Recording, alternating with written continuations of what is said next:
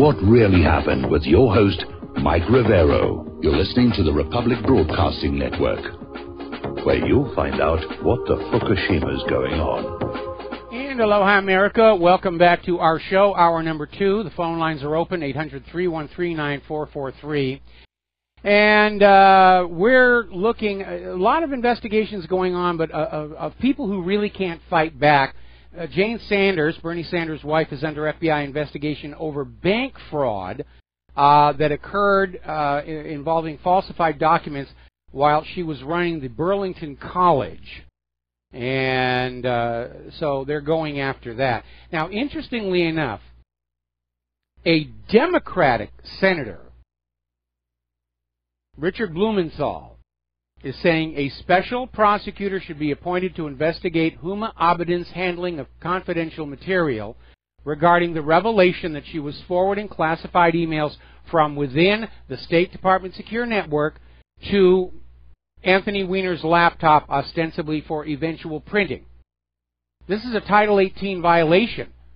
And just as he did with Hillary Clinton, James Comey excused Huma Abedin and said there's not going to be prosecution because they couldn't find evidence of criminal intent.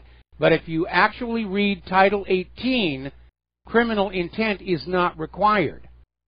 The mere act of sending classified information from within secured storage to insecure areas, that is the crime. And it can be done carelessly, negligently, completely by accident. It is still a felony violation. And Comey should know that, or he probably does know it and hopes that you don't know it. But now we have this Democratic congressman saying it's time for a special prosecutor for Huma Abedin. So it looks like Huma Abedin is the designated scapegoat for the email server scandal. They're going to drop it all on her. Oh, it had nothing to do with Hillary. Huma was her assistant. She was doing it all. Bad Huma Abedin. She's going away for a very, very long time. Unless she dies in a small plane accident or gets really depressed in Fort Marcy Park. But it looks like she's going to be railroaded for this. The sacrificial lamb. I hear the train a-coming, rolling around the bend. Anyway, Paul Craig Roberts, and I think I mentioned this a little earlier in the show, American Democracy, a Dead Man Walking. And he's basically saying the lesson from the last 2 presidents is simply that we the people cannot change the nation's policies through elections because the oligarchs control whoever is elected. Obama campaigned on ending the wars, shutting down Guantanamo, did not happen. Trump campaigned on getting out of this culture of interventions in other countries. We didn't get that. The oligarchs are in control, and just barely, because again, it looks like the federal government is really fragmenting. FBI's gone off on its own little thing. The CIA's gone rogue. The NSA's gone rogue. The Pentagon has been rogue for a long time. They're trying to maintain the illusion that there's a unified government that you voted for, but that's all it is. It is an illusion. Now, here's a very alarming story, and I think it displays the real attitude by government toward you, the American people. Apparently, Air Force Secretary Michael Wynne is out there saying that the best way to avoid criticism internationally in the use of weapons against other people is to first use them on American citizens. And that way they can say, well, look, we know they're not lethal because we used them on the American citizens. They're talking things about microwave, area denial weapons, the things that make your skin feel like it's burning. And so they're looking for situations to use it on you so that when they use them in other countries, they can say, look, we know they're safe. We used them on our own people all the time.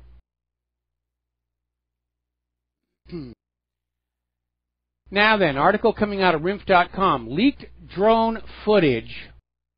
Oh, wait a minute. We still have a caller waiting. I'm sorry. George in Texas, thank you for waiting so patiently. What's on your mind? How you doing, Mike? First, before I get for a reason why I called, is like, don't forget about Hungary. Not only they won't go along with the globalism, but they got weapons of mass nutrition. Okay. So, and I would love to go dining there someday. But anyway, one of my law enforcement friends that sees me at work at night, he was very concerned because Antifa, they're banning the big city, and they're talking about threats of going out and disrupting Memorial Day events where veterans go out and have their ceremonies, and I'm concerned about that, Mike. And believe me, if Antifa does that, I hate to say it is going to make them look even worse than they do now in the public eye. I would absolutely agree, especially when you realize that they're going up against combat veterans. Also, too, a lot of them are frail. In Texas and other states, if you hit a person above a certain age, it is a felony, not a misdemeanor. It is a felony, Class 1, I think. Okay. So, no, I don't know exactly the law, but if a caller would confirm that. But like I say, you're going up against combat veterans. So I say, go ahead, try to disrupt it. But the thing is, it's like they're just getting loonier and loonier every time. This Antifa. Well, we're still trying to figure out what it is they're trying to do. I know they're down there opposing. There's a movement to preserve the Confederate monuments down in the South, and people are trying to stand around and protect them, and Antifa are going in and attacking them as well.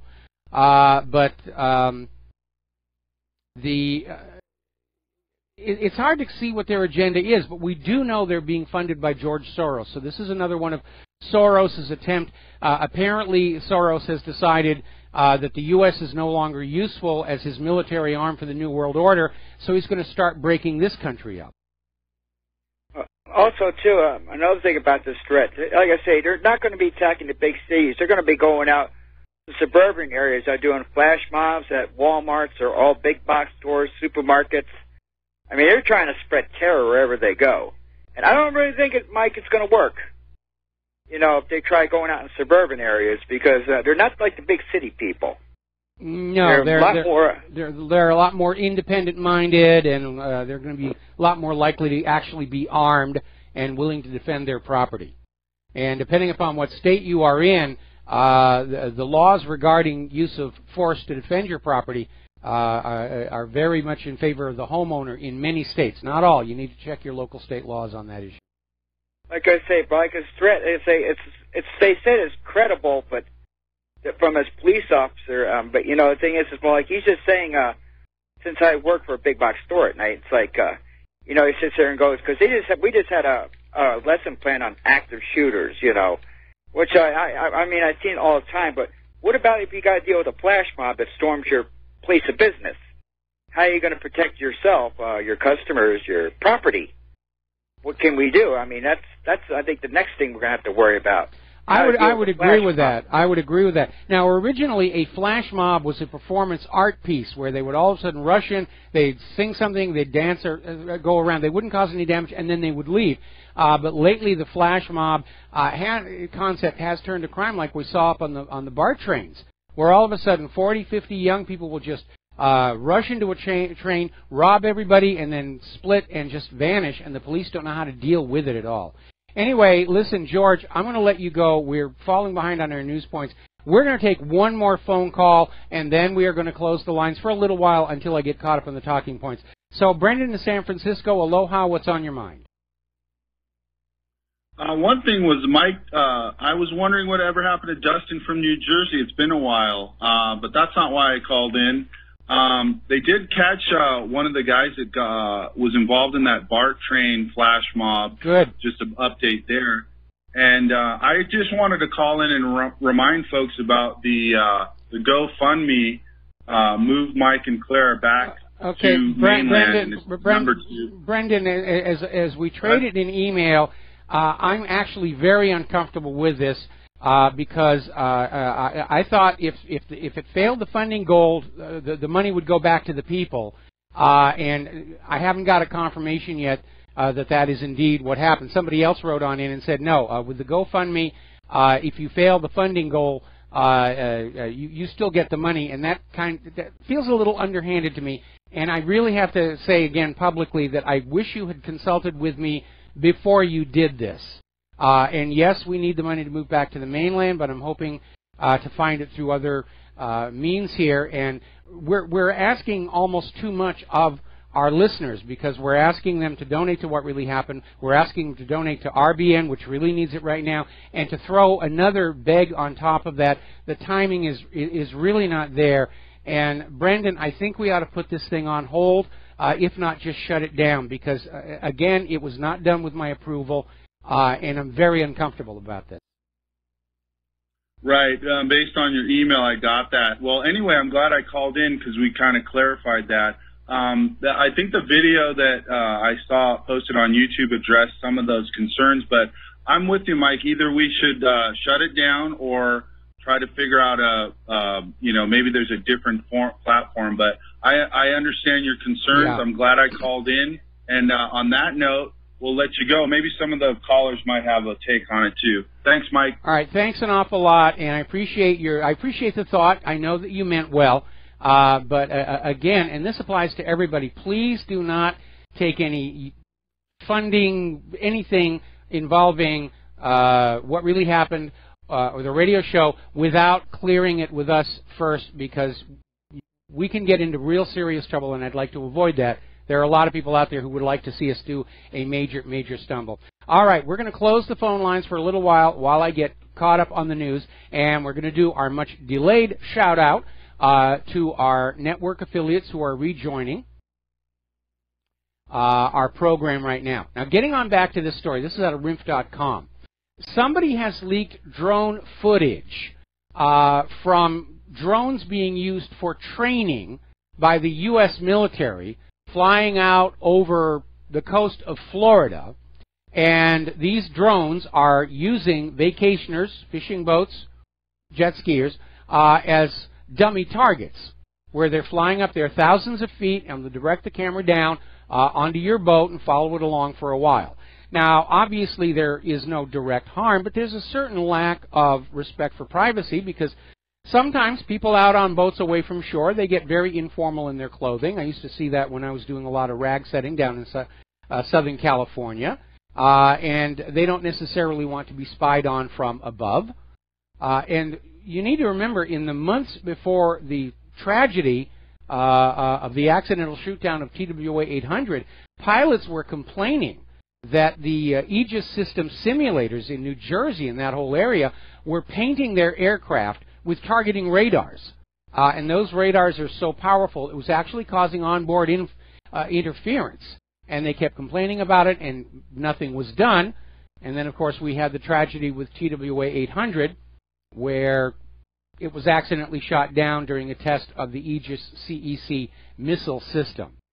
Now, Russia is out there with a new update on their surface-to-air defensive missile, the S-500. It's about to enter service if it has not already. And apparently the S-500 can engage up to 10 missiles simultaneously, 10 targets simultaneously, with a reaction speed of 3 to 4 seconds. That is an improvement over the S-400, which could track 6 simultaneous targets and had 9-second reaction times. So things are really improving over there. Very alarming article. And by the way, I want to preface this by saying yesterday on the cable box, Smithsonian Channel was running all these documentaries about nuclear disaster and the bombing of Hiroshima and nuclear testing. And I will give them credit in the one that talked about the establishment of the Nevada test site.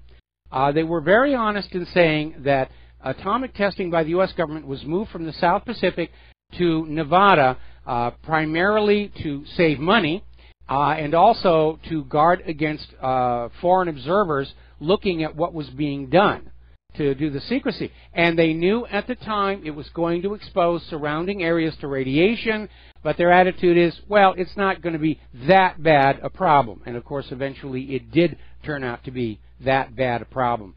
Mostly because they never knew how powerful those bombs were going to be. And I have a vivid memory from when I was a school child in New Hampshire. And there had been a nuclear test in Nevada, and we got to school and they said, we have to keep you in the hallways. You can't go into the classrooms. You certainly cannot go out into the playground for the entire day. And so we all sat in the hallways. We didn't have lessons. We just played games and sang songs and, you know, had a lot of fun. But I remember looking through one of the doorways into the classroom I should have been in, out through the windows to what was a gorgeous day, very sunny day, and just this weird feeling that there was something there that had really scared the teachers. And then by the end of the day they said, the danger is past, you can go home, which I'm not sure it was that clear cut. But they knew it was going to be a problem. But it was an acceptable sacrifice in the pursuit of nuclear supremacy. And that's how government sees all of you. So, apparently, over at the Bulletin of Atomic Scientists, Hans Christensen, who's director of the Nuclear Information Project of the Federation of American Scientists, is basically saying that this recent program of what was a warhead life extension program, which is allowed under the various nuclear treaties, was actually a cover in that the U.S. military has vastly increased the yield of its warheads. This is a violation of arms limitations, nuclear arms limitations talks. And I'm wondering where the IAEA is in all of this, because they're supposed to keep an eye on it. But apparently America's nuclear warheads now have higher yields than are officially listed. And that's not a pleasant thought. Now, a while back I said one of the most important things you can all be doing is send a message to the world that we, the American people, do not agree with or support this agenda of conquest, especially confrontation with Russia. And somebody actually went on out there and did it. They created a website on which people can post messages of friendship to the Russian people. This is not to Putin. This is not to the government. This is the American people to the Russian people, and I want to read you one of them. To the people of Russia, we residents of the United States wish you, our brothers and sisters in Russia, nothing but well. We oppose the hostility and militarism of our government. We favor disarmament and peaceful cooperation. We desire greater friendship and cultural exchange between us. You should not believe everything you hear from the American corporate media. It is not a true representation of Americans. While we do not control any major media outlets, we are numerous. We oppose wars, sanctions, threats, and insults. We send you greetings of solidarity, trust, love, and hope for collaboration on building a better world safe from the dangers of nuclear, military, and environmental destruction. I'm in a perfect agreement, except that I would expand this message to all of the people of the world now in the gun sights of the American warhawks. If we can do nothing else, we can shatter the illusion being put out by the U.S. government that the American people are wholly on board with all these invasions and wars. Because we are not. And it is time to be honest about it, and it is time to be vocal about it, as loud as we can. We do not support these wars. We know these nations being attacked are not a threat to us.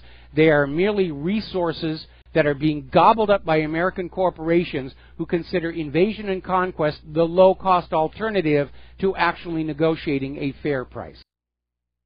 Because after all, it's not their money and their children spent on the war, it is yours. Now, speaking of pulling the plug, Sputnik is now being denied press credentials for Capitol Hill because of their ties to Moscow. They're starting to draw the lines in the media. Friendly media will be allowed in. Media that's connected to Russia is now being held outside. We don't want to hear what you have to say. We don't want to hear your questions. And it's just like in World War II where they resorted to jamming to block broadcasts from other countries. They're trying to bring down a media curtain around you so you will only see and hear what the government wants you to see and hear, and everything else will be shut off. More about that when we come back from these words from our sponsor. Aloha America, welcome back to our show here, and getting on back to this issue about the media, the corporate media and governments are trying to start to put the walls up.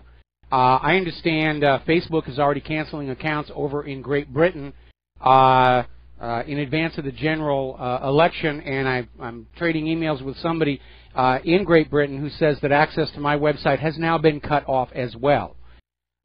story that came out of InfoWars where apparently there is an attempt to get Alex Jones off the on-air broadcasters. The entire independent media is under attacks right now, which, again, if you remember what I said at the beginning of the show, RBN is in the middle of their annual May fundraising drive, and this time it is really, really needed. And as I was telling Brendan in San Francisco, it's very rough to be asking for donations to whatreallyhappened.com and then ask for donations for RBN who really need it, and then have this other thing as well. And I think we're just going to shut that down, and I appreciate the few people who did donate to that, and we'll put that money to good use. But there's a limit to how much we can ask, and right now the focus has to be on RBN with whatreallyhappened.com right behind it, because we are under attack. It is a war, and unfortunately the bad guys have got all the money, which unfortunately in this world it always seems that the bad guys do wind up with all the money and the power. I'll have another comment about that further in the show. Now, not everything is doom and gloom, because for those of you on BAM User TV, I received this in the mail today, and what it is a Donald Trump ring. It's got his scowling face on there, and it was a gift from a company called Big Joe's BikerRings.com, who bill themselves as the official maker of Trailer Park Boys jewelry. And I went on over to their website and looked at some of the stuff, and it's really kind of a lot of fun. And they have the Trump rings in stainless steel, bronze, and sterling silver. So thank you very much for the ring. I actually can't wear it while I'm working because it slams into buttons on the mouse and sends me into very strange things. But I do appreciate that. And I imagine at some point, even though I don't agree with Trump and I'm very disappointed with him, I will probably forward it along to his eventual presidential library. If you remember, during Obama's second campaign for second term, when he was up against Mitt Romney, and somebody sent me these little puppets that you would put on, and there were levers inside that you would push where they had boxing gloves in each other. And I packed those up and sent them for Obama's presidential library. And it was the only time I got a nice email, not an email, regular mail. I actually got a note of thank you from the White House for that. So they do appreciate a good, well-thought-out gift, and so that's where this is going to go. Now, let's talk about the economy, because indications are really bad. When things started to fall apart in Venezuela, I said you need to pay attention to what is happening to that country, because eventually it's going to come north and hit us. And now it has moved north, because we're looking at the after effects of Puerto Rico being forced into a massive, massive bankruptcy. And we posted this article from the New York Times about how Puerto Ricans face sacrifice everywhere on an insolvent island. That's not an accurate description. It's not a sacrifice. They're being pillaged and plundered. And they're talking about all these people whose pensions are being cut. Businesses are just winding down because there's no money in circulation at the consumer level. But as long as the bankers are happy, that's just fine with everybody, including apparently the New York Times here. Greece is turning against the European Union. And as you know, the EU is demanding more austerity for yet another bailout from Brussels. And each new bailout demands more money from the people, more austerity, forcing the sale of Greek national assets and treasures. They're plundering the place. And the people of Greece want out. And I'm not too surprised about that. We'll be back after these few words. And aloha, America. Welcome back to the show here.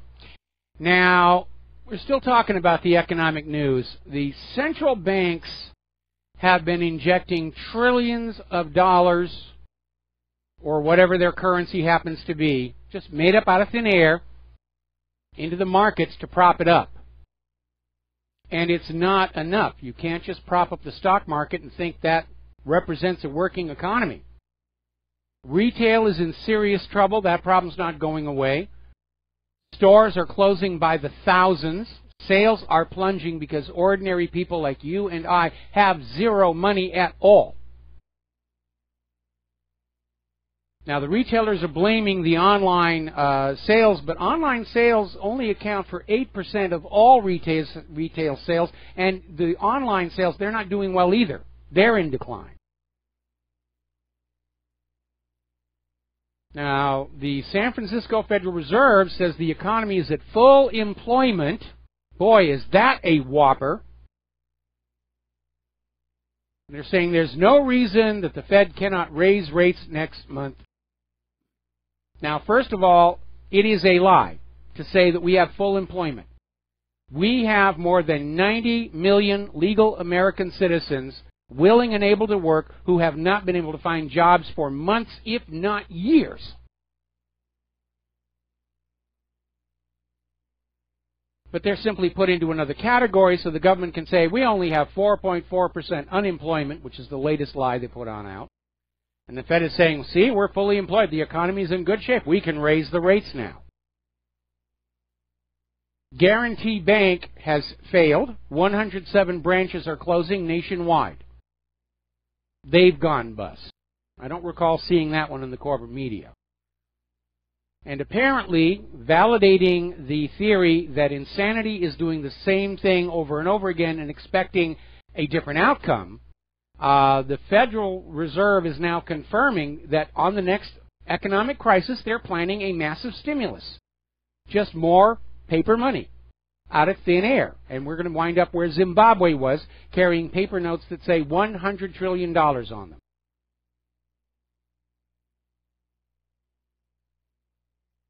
So, the problem is the debt.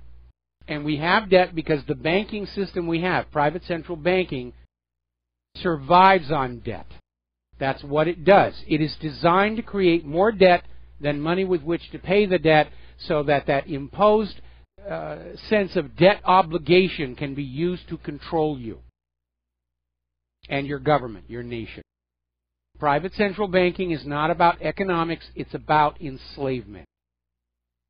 Commercial real estate loan delinquencies are on the rise again, and this is tied into the decline in retail. I have to admire the courage of people who will go on out there and try and open a store at the local mall. We've got a new one down at the bottom of the hill. I'm blanking on the name of it. I think it's called Bookends, and it's full of all kinds of memorabilia from Harry Potter and all that cool stuff. And I love looking at it. I can't buy any of it.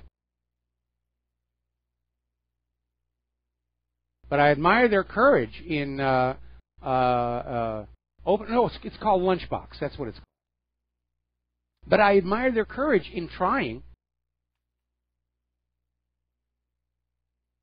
Now, apparently, as retail declines, as the need to deliver things declines, the need for trucks are declining as well, and this has led Ford to shut down or start laying off at their medium-duty truck plant. See, it's all hooked together. There's a cascade. It's not just one sector of the economy that goes into trouble. Everything connected with it gets dragged down as well. When an automobile manufacturer shuts down an automotive assembly plant, all of the other small companies supplying parts to that plant lose that business, and some of them shut down. And those people are all let go, along with the auto workers. Bernie Sanders has come on out with an observation that these days the American dream exists in other countries, but not here. And he's absolutely right.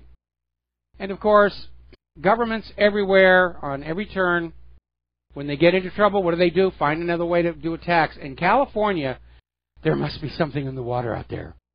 California now is toying with the idea of taxing space flights per mile they travel. Now, it's one thing to say we're going to tax automobiles for every mile they drive because they're driving on state-constructed, hopefully maintained roads. But in terms of space flights, it's just up in the sky, in the air. There is no government-supported infrastructure up there. But apparently California wants to collect taxes from space transportation companies based on this very weird formula of how frequently a company launches spacecraft out of the state, and more absurdly, how far a commercial spacecraft travels from California soil.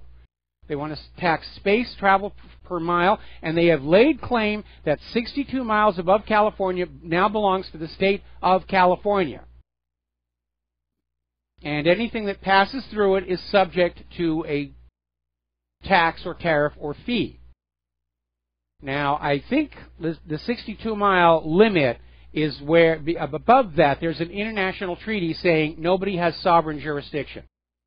Otherwise, you would have this impossible idea of countries saying you're not allowed to send your satellites over my country without paying a huge fee, which would be unmanageable.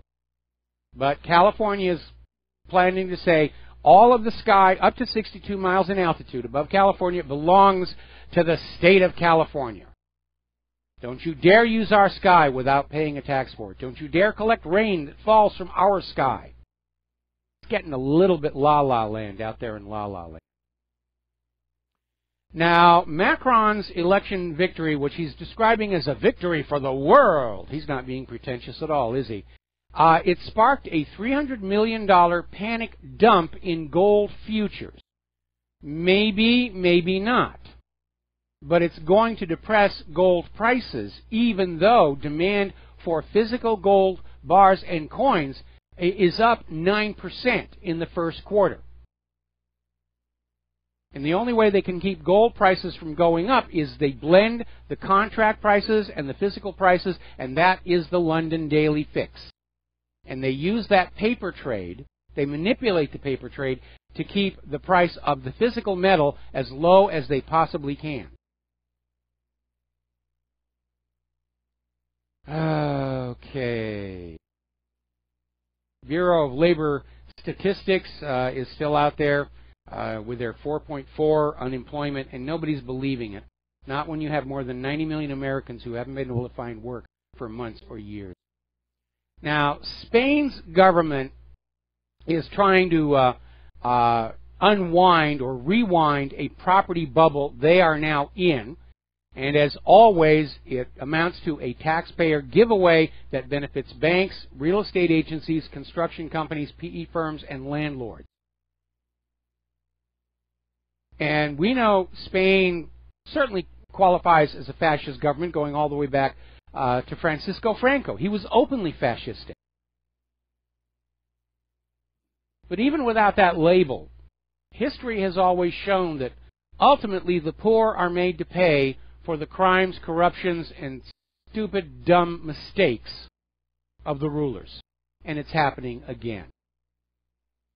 Now, interestingly enough, over in Korea, there's been a development. A Chinese state-owned company has a joint venture with a North Korean company. And basically, China is not going along with the U.S. sanctions against North Korea.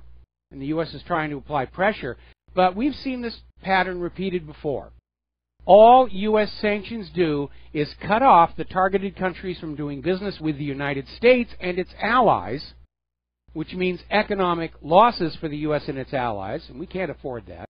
And it drives the targeted countries into the Russian and Chinese spheres of economic activity. The sanctions are not making the economy better, they're making it worse.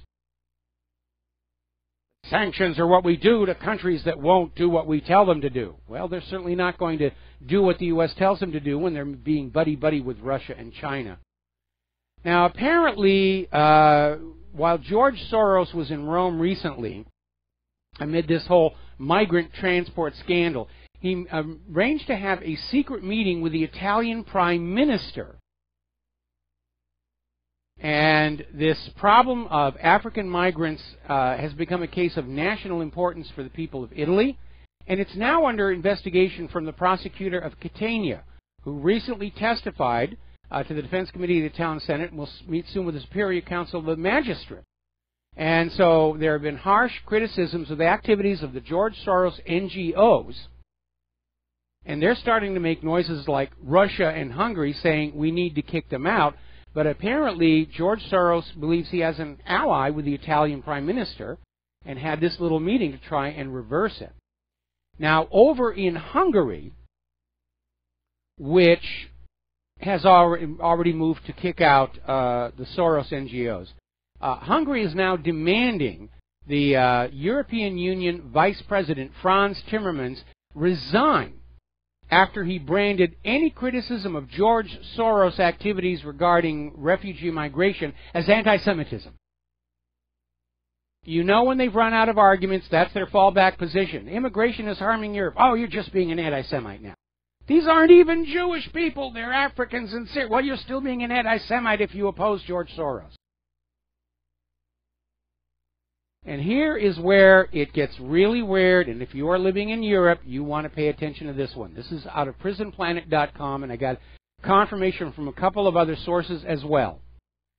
Some of the member states of the European Union are planning to decriminalize rape by the migrants because rape is their culture. This is a movement that is building in France, Sweden, Germany, and other of the nations.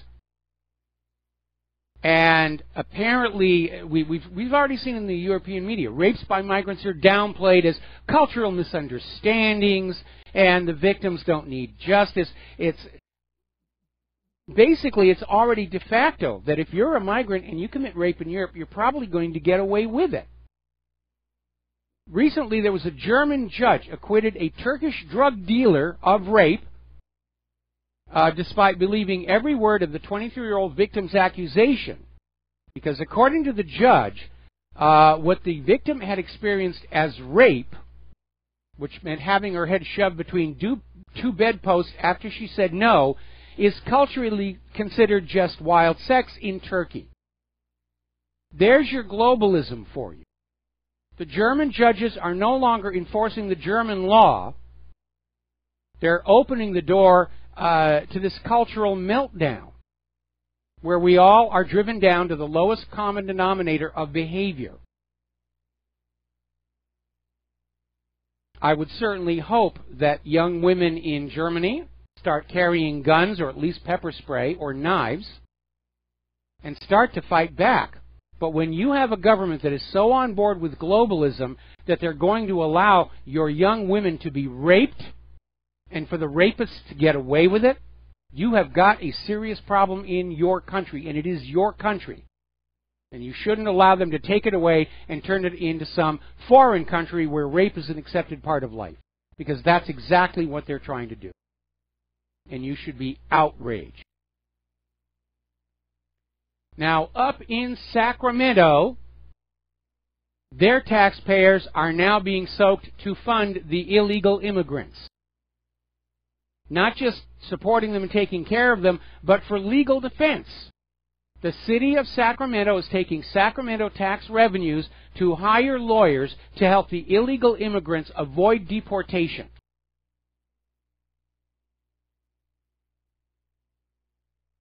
Amazing. Now, I want to get on to Stephen Fry. Stephen Fry, very funny man. He's done a lot of movies. Was in some of the Lord of the Rings films, Sherlock Holmes, Game of Shadows. He's been talk show all over Europe. He's had his own shows, and he's a very intelligent gentleman. And apparently, a while back, while being interviewed on TV in Ireland, Stephen Fry asked a question. Why should I respect a mean-minded, stupid God who creates a world so full of injustice and pain? And now he is being investigated by the Irish police for blasphemy. I didn't even realize that was still a crime in Ireland. But it is a fair question. For those of you who believe in the gods, why are the gods always giving all the wealth and power to people who then do such evil with it? And that's always one of the questions that you ask the clergy, and they always sort of shuffle their feet and get embarrassed about that, almost as bad as when you ask why the altar boy is walking so funny, is if you represent an all-powerful God who shapes the universe, why is there so much evil in the world? And there certainly is a lot in the evil in the world right now. How do you explain it? They'll come back and say, well, it's a mystery. We don't know. But I'm sure God has a real good reason for it. This is a very alarming story. This is coming out of Zero Hedge. Apparently, there was a court case in New York where Judge Royal Ferguson, who was judging a trial on Jeff Barron over what turned out ultimately to be fabricated charges, basically said that the Constitution does not exist in his courtroom, and said basically his authority was backed up by the military, and literally said, I can sentence you to death if you don't do what I tell you. And that, I think, tells you what's really going on within the justice system. If you get hauled into court, do not expect fair play, fair treatment, your constitutional protections. The courts are now being declared a constitution-free zone.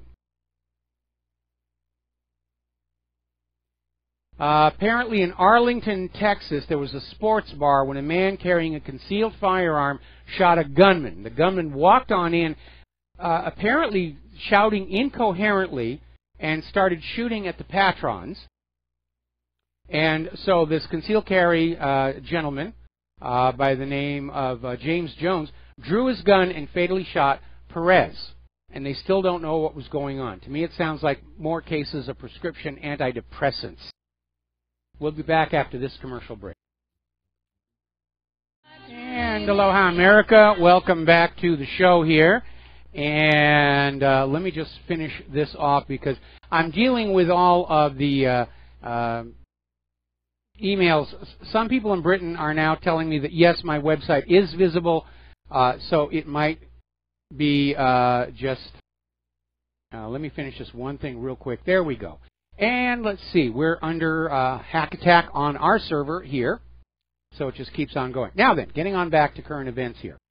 Amazingly enough, Big Lake High School has a trap team. And by trap, I mean going on out with shotguns and shooting clay pigeons. And it is a recognized, authorized school activity. And they consider it a sport, which is a good thing. But in putting together the yearbook, the school district said you cannot have a picture of the trap shooting team, and they have gone out and competed, because they're holding guns.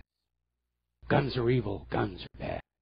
Now, as I've mentioned many times before, when I was a kid in grade school, everybody over 12 had a gun.